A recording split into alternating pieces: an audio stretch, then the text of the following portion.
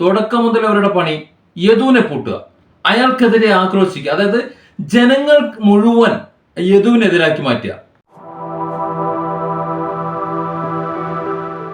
ഞാനേ ഒരു കേസിന്റെ കുറച്ച് വകുപ്പുകളൊന്ന് വായിക്കാം. ഒരു പ്രതിയാക്കപ്പെട്ട കുറ്റം ചാർത്തപ്പെട്ട വകുപ്പുകൾ. IPC 1860 353, 447, 341, 294B, 201, 34. പിന്നെ മോട്ടോർ വെഹിക്കിൾ ആക്ടിൽ 1988 177 ഈ വകുപ്പുകൾ ചേർത്തിട്ട് ഒരു 5 പേരുടെ പേരിൽ കേസെടുത്തിട്ടുണ്ട്. കേസിലെ 1-ാം പ്രതി ആര്യ രാജേന്ദ്രൻ, 2-ാം പ്രതി സച്ചിൻ DN, 3-ാം പ്രതി അരവിന്ദ്, 4-ാമത്തെ പ്രതിയെ ഐഡന്റിഫൈ ചെയ്തിട്ടില്ല, 5-ാമത്തെ പ്രതി ആര്യ, അതായത് അരവിന്ദിന്റെ ഭാര്യ. ഈ 5 പേർക്കുമെതിരെയാണ് കേസ്. ഇനി എന്താണ് FIR-ൽ രേഖപ്പെടുത്തിയിരിക്കുന്നതെന്ന് കൂടി ഞാനൊന്ന് വായിക്കാം. പ്രതികൾക്ക് KSRTC ഡ്രൈവറായ ആവലേതുകാരനെ തടഞ്ഞു വെച്ച് ചീത്ത വിളിച്ച് ടിയാന്റെ ഔദ്യോഗിക കൃത്യനിർവഹണം തടസ്സപ്പെടുത്തണമെന്നുള്ള ഉദ്ദേശത്തോടും കരുതലോടും കൂടി 27/4/2024 തീയതി 22:15 മണിയോടെ വഞ്ചിയൂർ വില്ലേജിൽ പാളയം വാർഡിൽ പാളയം സാഫല്യം കോംപ്ലക്സിന് മുൻവശം റോഡ് സിഗ്നൽ ഭാഗത്ത് വെച്ച് 1 മുതൽ 5 വരെ പ്രതികൾ ചേർന്ന് ആവലേതുകാരൻ ഓടിച്ചു വന്ന RPC 101 KL 15A 763 number KSRTC ബസ്സിന് മുന്നിൽ T സിഗ്നൽ ഭാഗത്തുള്ള സീബ്ര ലൈനിന് കുറുകെ പ്രതികൾ സഞ്ചരിച്ചു വന്ന KL 01 CU 5563 നമ്പർ കാർ കയറ്റിയിട്ട് 1 മുതൽ 5 വരെ പ്രതികൾ T ബസ്സിന്റെ ഡ്രൈവർ സീറ്റിന് സമീപം എത്തി ആവലേതുകാരനോട് ബസ്സിൽ നിന്നും ഇറങ്ങാൻ ആവശ്യപ്പെട്ടും 2-ാം പ്രതി ബസ്സിനുള്ളിൽ അതിക്രമിച്ചു കയറി ആവലേതുകാരനെയും മറ്റു ബസ് യാത്രക്കാരെയും അധിക്ഷേപിച്ചും 2-ാം പ്രതി ആവലേതുകാരനോട് മോനെ ഒതുക്കട ബസ് സൈഡിലോട്ട് എന്ന് നിന്റെ തന്തയുടെ വകയാണോ റോഡ് എന്ന് ആക്രോശിച്ചും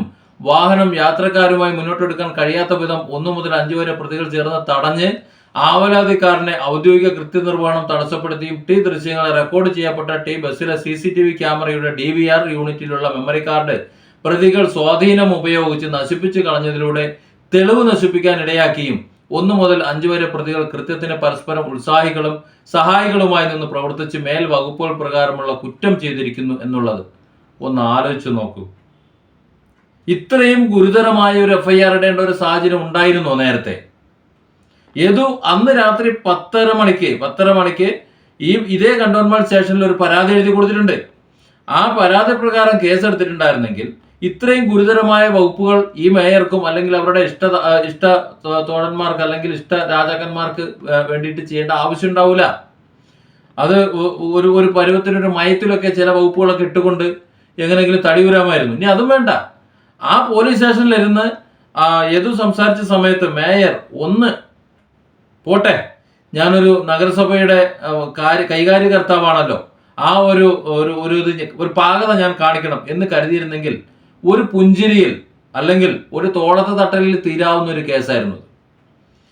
വണ്ടി തടഞ്ഞതെല്ലാം ഇപ്പോഴത്തെ അവസ്ഥ എന്തായി? ഇപ്പൊ ഉടുത്തെ തൂറിയ അവസ്ഥയായില്ലേ? ഇനിയിപ്പോ ഇതെങ്ങനെ ഇത് മുന്നോട്ട് പോവാ? വേറെ കേസ് കൂടെ ഉണ്ട്.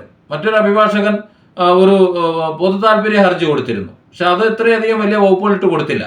എനിക്ക് തോന്നിയത് അങ്ങനെ ഒരു കേസ് എടുത്തിട്ടുണ്ട്, അതുകൊണ്ട് ഇതിന്റെ ആവശ്യമില്ല എന്ന് പറയുന്നതാണ്. പക്ഷെ ഇവിടെ യദു കൊടുത്തിട്ടുള്ള പരാതി കോടതിയിൽ കൊടുത്തിട്ടുള്ളതിൽ വളരെ വ്യക്തമായി കാര്യങ്ങൾ രേഖപ്പെടുത്തിയിട്ടുണ്ട്. യദു പറഞ്ഞിട്ടുള്ള കാര്യങ്ങളെല്ലാം കോടതി അംഗീകരിച്ചിട്ടുമുണ്ട്. അതുകൊണ്ട് തന്നെ അത് പ്രകാരമുള്ളൊരു FIR ഇടാൻ ഇവിടെ നിർബന്ധിതമാകുമായിരുന്നു എന്നാണ്. ഇപ്പൊ എന്തായി? പോലീസും കൂടി പ്രതിസ്ഥാനത്തേക്ക് വരികയാണ്. യദു 10:30 കൊടുത്തിരുന്ന പരാതി, ആ പരാതി പ്രകാരമുള്ള അതേ കേസാണ് ഇപ്പോൾ എടുത്തേക്കുന്നത്. ഇനിയിപ്പോൾ ഇത് ആര്യക്കെതിരെയുള്ള കൗണ്ടർ കേസായിട്ട് വരുമോ? ഇല്ല. കാരണം കോടതിയിൽ അവർ കൊടുത്തിട്ട പരാതിയിൽ ഇത്രാം തീയതി പരാതി കൊടുത്തിട്ടുണ്ടെന്ന് വളരെ വ്യക്തമായിട്ട് പറഞ്ഞിട്ടുണ്ടാവും. അപ്പോൾ ഈ പരാതി കോടതി നിർദ്ദേശപ്രകാരം ആണെങ്കിൽ കൂടി യദു കൊടുത്തിട്ടുള്ള പരാതിയെ കൂടി പരിഗണിച്ചുകൊണ്ട് മാത്രമേ FIR ഇടാൻ പറ്റൂ. പിന്നെ ഇങ്ങനെ ഒരു കേസിടാൻ എന്തുകൊണ്ട് പോലീസ് നിർബന്ധിതമായി എന്ന് ഒരു പക്ഷേ പലർക്കും തോന്നിയേക്കാം. കോടതിയിൽ നിന്നൊരു ഉത്തരവ് വന്നു കഴിഞ്ഞാൽ കോടതി നിർദ്ദേശപ്രകാരമുള്ള കേസ് എടുത്തിട്ടുണ്ട്, അത് ഏത് വകുപ്പുകളാണ് ഇട്ടിട്ടുള്ളത് എന്ന് വളരെ കൃത്യമായി ബോധിപ്പിക്കേണ്ട ആവശ്യം ഈ പോലീസുകാർക്കുണ്ട്. കോടതിയെ ബോധിപ്പിക്കേണ്ട ആവശ്യം പോലീസുകാർക്കുണ്ട്. അതുകൊണ്ട് തന്നെ ഉദ്ദേശിച്ച വകുപ്പുകൾ ഇട്ടേ പറ്റൂ. ഈ കേസ് ഇനിയിപ്പോൾ അന്വേഷിച്ച് അട്ടിമറിക്കോ മറ്റു കാര്യങ്ങൾ ചെയ്യുമെന്നുള്ള കാര്യം എനിക്കറിയില്ല. ഏതായാലും ഈ കേസ് യദു കൊടുക്കുന്ന സമയത്ത് മെമ്മറി കാർഡിന്റെ വിഷയമില്ല. മെമ്മറി കാർഡ് അവിടെ ഉണ്ടോ ഇല്ലയോ ഒന്നുമില്ല, ദൃശ്യം പരിശോധിക്കണം എന്നൊക്കെയാണ് ഉണ്ടായിരുന്നത്. എന്നാൽ യദു കോടതിയിലേക്ക് പോകുന്ന സമയത്ത് യദു ഈ മെമ്മറി കാർഡ് എടുത്ത് മാറ്റി ആനസേന ഇങ്ങനെ ശല്യപ്പെടുത്തിക്കൊണ്ട് നിൽക്കുകയായിരുന്നു. ഈ യദുവിനെ ഏതൊക്കെ രീതിയിൽ കൊടുക്കാമെന്നാണ് നോക്കിക്കൊണ്ടിരുന്നത്. ഒരൊറ്റ ദിവസം കൊണ്ടാണ് കേസ് വീണ്ടും മറിഞ്ഞത്. യദുവിന്റെ പെരടിക്ക് ഇട്ടുകൊണ്ട് എങ്ങനെയെങ്കിലും രക്ഷപ്പെടാൻ വേണ്ടി മേയറും കുടുംബവും അതുപോലെ മറ്റുള്ളവരും പോലീസും എല്ലാം കട്ടയ്ക്ക് ശ്രമിച്ചുകൊണ്ടിരിക്കും. പാർട്ടിയും ഒക്കെ അങ്ങനെ ശ്രമിച്ചുകൊണ്ട് നിൽക്കുന്ന സമയത്താണ് ഇപ്പോൾ കോടതി യദുവിന് അനുകൂലമായി നിൽക്കുന്നത് കേസെടുക്കാൻ വേണ്ടിയിട്ട്. ഇനി അന്വേഷിക്കട്ടെ. ഇനി എന്തായാലും മേയറേയും അതുപോലെ MLA ചോദ്യം ചെയ്യേണ്ടി വരും, വിളിച്ച് ചോദ്യം ചെയ്യേണ്ടി വരും. ഇപ്പൊ 2 കേസായി. നേരത്തെ യദു കൊടുത്തിരുന്ന കേസ് അന്ന് എടുത്തിരുന്നെങ്കിൽ 1 കേസേ ഉണ്ടാകുള്ളായിരുന്നു. ഇപ്പൊ 2 കേസായി. ഇനി മേയറെ വിളിച്ച് ചോദ്യം ചെയ്യണ്ടേ? മേയർ ചോദ്യം ചെയ്യലിന് ഇരുന്ന് കൊടുക്കണ്ടേ? അതേപോലെ MLA വരേണ്ടി വരും. MLA ചോദ്യം ചെയ്യലിന് ഇരുന്ന് കൊടുക്കണ്ടേ? മേയറുടെ സഹോദരന് ഇരുന്ന് കൊടുക്കണ്ടേ? അവരുടെ ഭാര്യ ആര്യ ഇരുന്ന് കൊടുക്കണ്ടേ? പിന്നെ വേറെ ഏതോ ഒരാളുണ്ടെന്ന് പറയുന്നു, അവരിരുന്ന് കൊടുക്കണ്ടേ? ഇതിൽ 1-ാം പ്രതി മേയറാണ്, 2-ാം പ്രതി MLA. ഒന്ന് ആലോചിച്ച് നോക്കി, 2 ജനപ്രതിനിധികളാണ് ഈ കേസിൽ 1-ാം പ്രതി 2-ാം പ്രതിയും ആയിട്ട് വന്നേക്കണേ. ഇതാണ് പൊട്ടനെ കിട്ടൻ ചതിച്ചാൽ കിട്ടനെ ദൈവം ചതിക്കും എന്ന് പറയുന്നത്. ഇപ്പൊ പോലീസിന്റെ കയ്യിൽ നിന്ന് പിടുത്തം വിട്ടു. കോടതിയിലേക്ക് ചെന്ന് കഴിഞ്ഞപ്പോൾ ഇനി പാർട്ടിക്ക് ആർക്കും ഇടപെടാൻ പറ്റാത്തൊരവസ്ഥയായി. ഇനിയാണ് യദു കൂടുതൽ ഭയപ്പെടേണ്ടത്. പരാതിക്കാരൻ ഇല്ലാതാകാൻ സാധ്യതയുണ്ട്. അതാണല്ലോ പിന്നെ അവരുടേത്. ഇനി പെണ്ണ് കേസും കാര്യങ്ങളൊന്നും ഇനി നിലനിൽക്കൂല. തുടക്കം മുതൽ അവരുടെ പണി എന്തായിരുന്നു? തുടക്കം മുതൽ അവരുടെ പണി യദുവിനെ പൂട്ടുക, അയാൾക്കെതിരെ ആക്രോശിക്കുക. അതായത് ജനങ്ങൾ മുഴുവൻ യദുവിനെതിരാക്കി മാറ്റുക. ഇവിടെ നമ്മൾ മനസ്സിലാക്കേണ്ട ഒരു കാര്യം എന്താണെന്നറിയോ?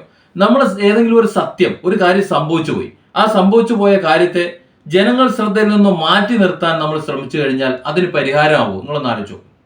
അങ്ങനെ മാറ്റി നിർത്തേണ്ട കാര്യമുണ്ടോ? ഒരു കുറ്റകൃത്യം അവിടെ നടന്നു, മേയർ അങ്ങനെ ഒരു കുറ്റകൃത്യം നടന്നു എന്നുള്ളത് സത്യമാണ്.